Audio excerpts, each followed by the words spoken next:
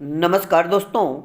अपनी पाठशाला चैनल पर आप सभी का हार्दिक स्वागत है। तो मित्रों, कैसे हो आप सभी? मैं आशा करता हूं कि आप सभी स्वस्थ होंगे, मस्त होंगे और निरंतर अपनी पढ़ाई में लगे हुए होंगे। तो मित्रों, मैं फिर से हाजिर हूं एक नए टॉपिक के साथ में। और आज का अपना टॉपिक होगा राजस्थान में नवीनतम घटित घटित समितियां। यानी राजस्थान में जो नवीन समितियां गठित हुई है, उन सभी की चर्चा करने वाले हैं। उनकी तिथि, उनके अध्यक्ष और उनके सदस्य और उन समितियों को गठित करने के जो कारण हैं, उन सभी की चर्चा आज की कक्षा में करेंगे। तो सबसे पहले बात करें हम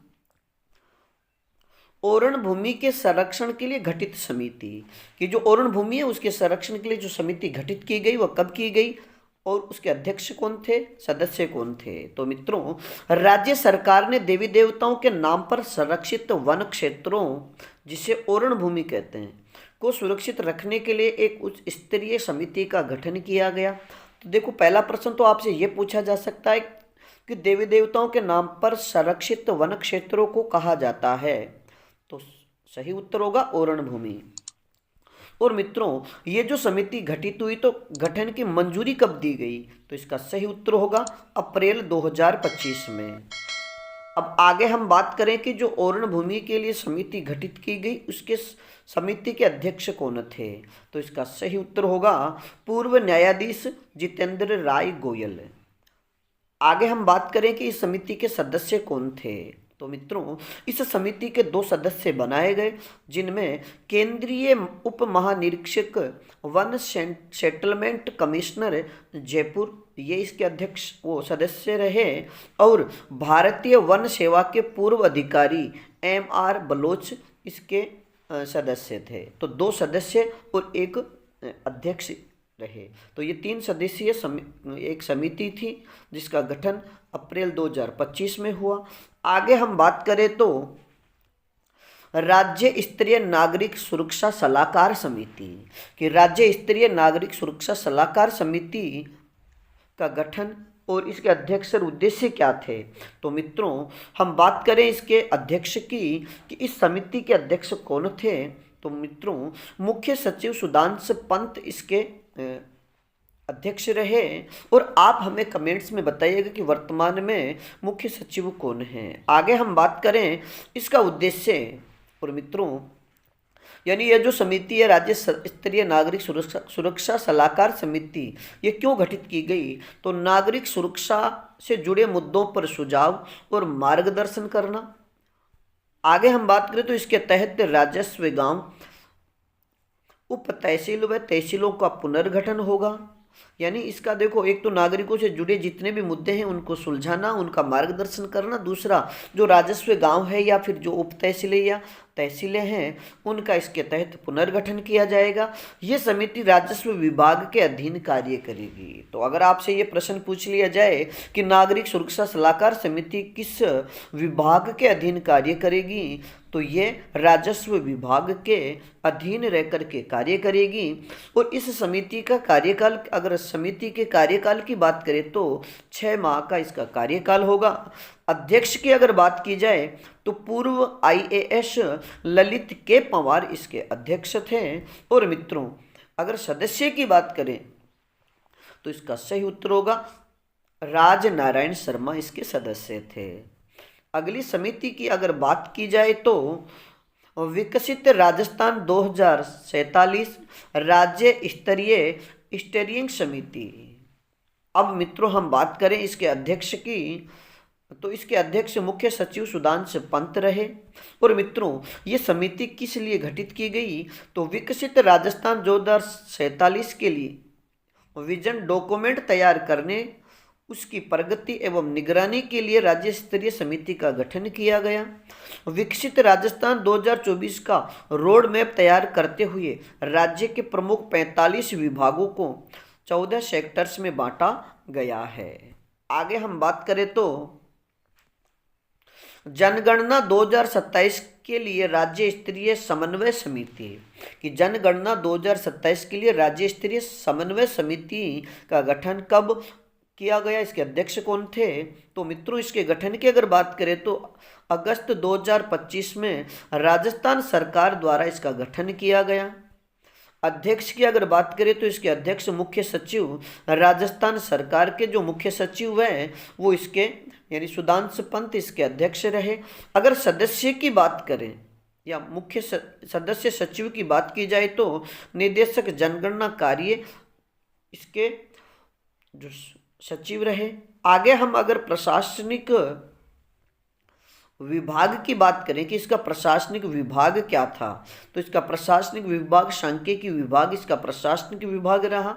इस समिति के गठन की अगर बात ये गठन के उद्देश्य की बात करें तो जनगणना कार्य के लिए राज्य के विभिन्न विभागों और भारत के जनगणना निदेशालय के बीच समन्वय स्थापित करने के लिए इस समिति का गठन किया गया। अब मित्रों हम आगे बात करें अगली समिति की, तो स्कूल छात्रावास कॉलेज की सुरक्षा समीक्षा के लिए गठित समिति, यानी जितने भी स्कूलें हैं जितने भी छात्रावास है या कॉलेज की सुरक्षा तथा उनकी समीक्षा के लिए जो समिति गठित की गई, अब हम उनकी बात करेंगे। तो राज्य सरकार ने राजकीय स्कूलों छात्रावासों कॉलेजों चिकित्सा भवनों अन्य राजकीय भवनों सड़कों और पुलियाओं की सुरक्षा की समीक्षा के लिए विशेष स्थायी समितियों का गठन किया जाएगा। आगे बात करें कि ये जो समितियां प्रत्येक वर्ष 15 जून से पहले असुरक्षित भवनों पुलों का मरम्मत कार्य पूर्ण किया जाना सुनिश्चित करेगी।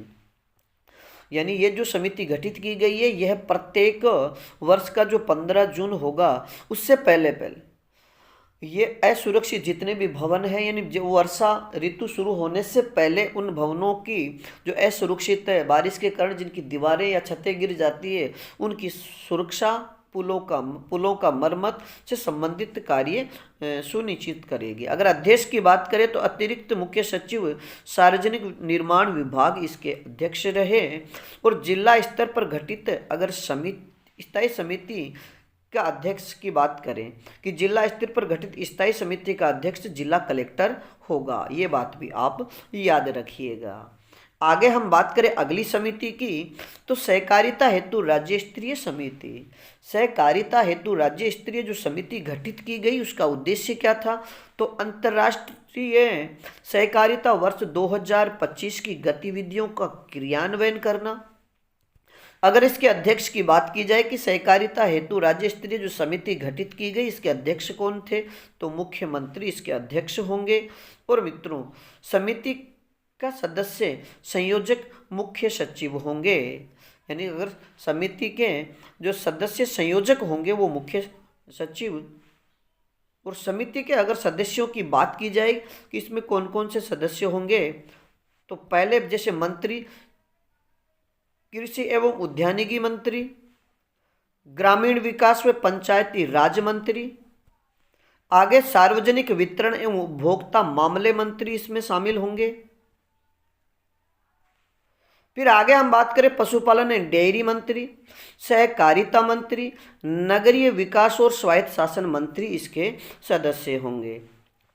और मित्रों अगर इसके प्रशासनिक अधिकारियों की बात की जाए कि प्रशासनिक अधिकारी कौन होंगे, तो वित्त और ग्रामीण विकास विभाग के अतिरिक्त मुख्य सचिव इसके प्रशासनिक अधिकारी होंगे।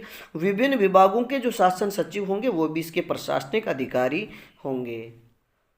आगे हम बात करें कि खेलो इंडिया यूनिवर्सिटी गेम्स समन्वय समिति, यानी खेलो इंडिया यूनिवर्सिटी गेम्स समन्वय समिति की बात करें तो मित्रों खेलो इंडिया यूनिवर्सिटी गेम्स के 5वें संस्करण, यानी ये कौन सा संस्करण था, 5वां संस्करण का आयोजन नवंबर 2025 में जयपुर में किया गया।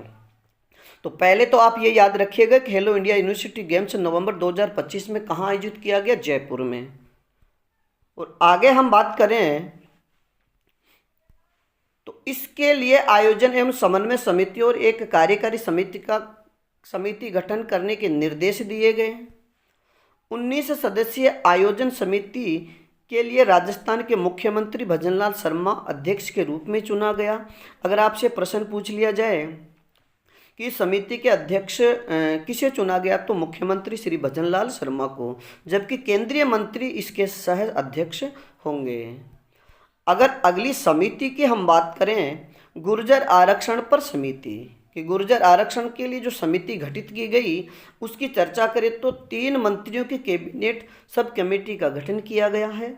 इसमें कानून मंत्री जोगाराम पटेल, सामाजिक न्याय एवं अधिकारिता मंत्री अविनाश गहलोत और गृह मंत्री जवाहर सिंह बेदम को शामिल किया गया है। इन तीनों मंत्रियों को आप याद रखिएगा, जोगाराम पटेल, अविनाश गहलोत, जवाहर सिंह बेदम।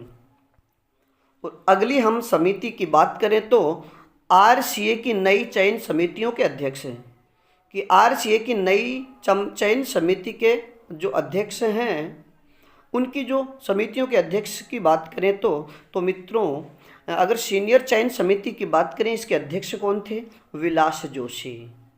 और इसके अलावा जो दूसरी समिति बनी जूनियर बॉयज चयन समिति, तो इसके अध्यक्ष अनूप दवे थे जो पूर्व रणजी खिलाड़ी हैं। और मित्रों महिला क्रिकेट टीम चयन समिति के अगर अध्यक्ष की बात करें तो पूनम यादव। तो मित्रों आज के लिए इतना ही, बाकी फिर मिलेंगे एक नए टॉपिक के साथ। तब तक आप अपने अध्ययन में जुटे रहिएगा और अपनी पाठशाला बाय बीएन सर चैनल पर नए हो तो हमारे चैनल को लाइक, सब्सक्राइब और अपने मित्रों को शेयर जरूर कीजिएगा। धन्यवाद।